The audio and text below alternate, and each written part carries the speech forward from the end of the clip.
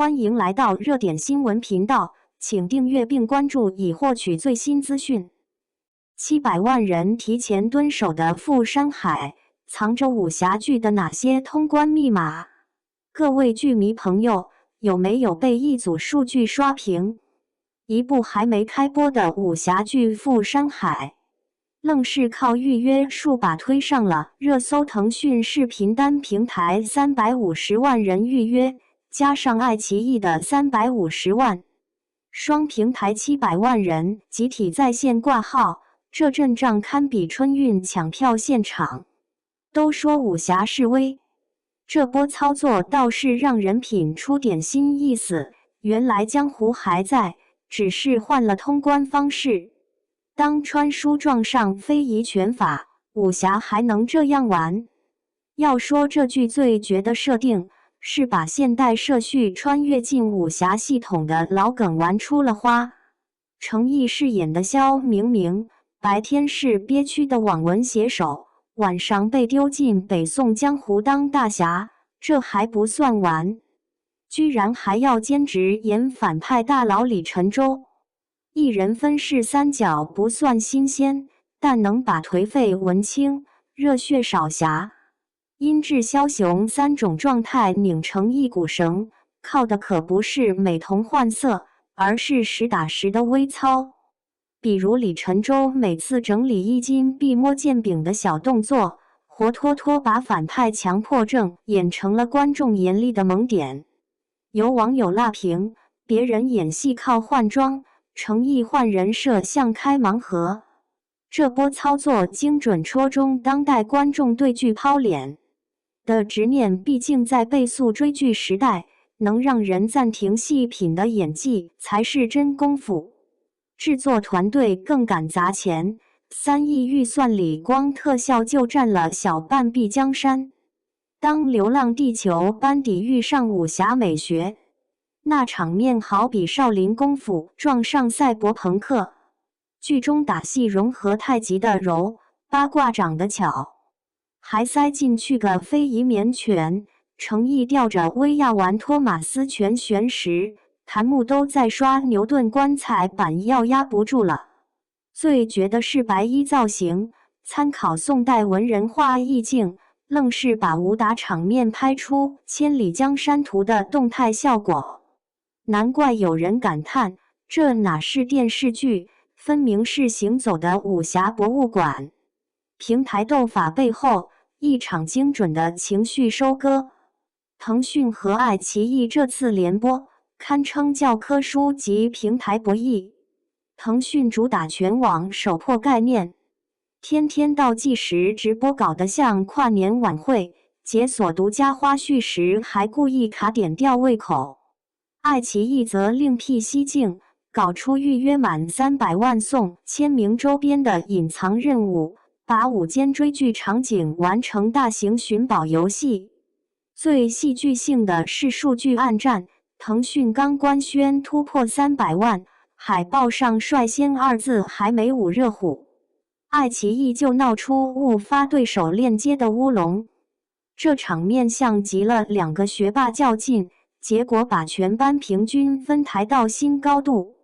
品牌方更是笑开花，茶百道推侠气飘飘奶茶，满小宝出江湖救急自热锅，连美妆品牌都来蹭侠。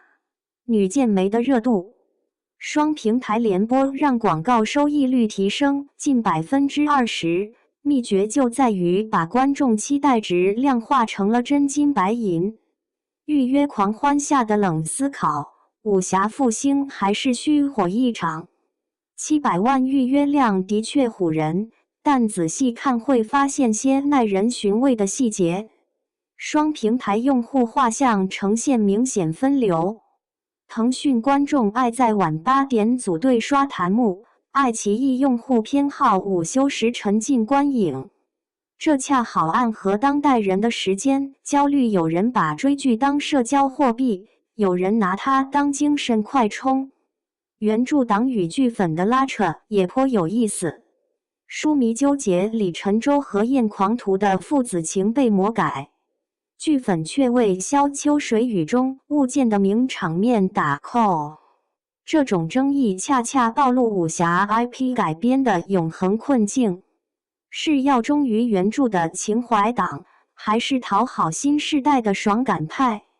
制作组显然在走钢丝，8分钟片花里既有致敬传统的竹林打戏，也有打破次元壁的系统任务弹幕，试图在守旧与创新间找平衡点。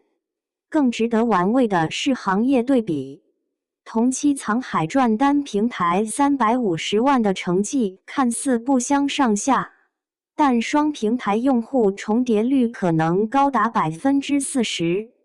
这就像两家奶茶店隔街对垒，看似都排长队，实则抢的是同一批口渴的年轻人。不过富山海聪明在把竞争转化为共生，你推侠女周边，我卖公子香氛，愣是把武侠消费拆解出性别差异化赛道。预约量的蝴蝶效应，武侠剧的破局启示录。富山海的现象级预约，本质上是一场精准的情绪共振。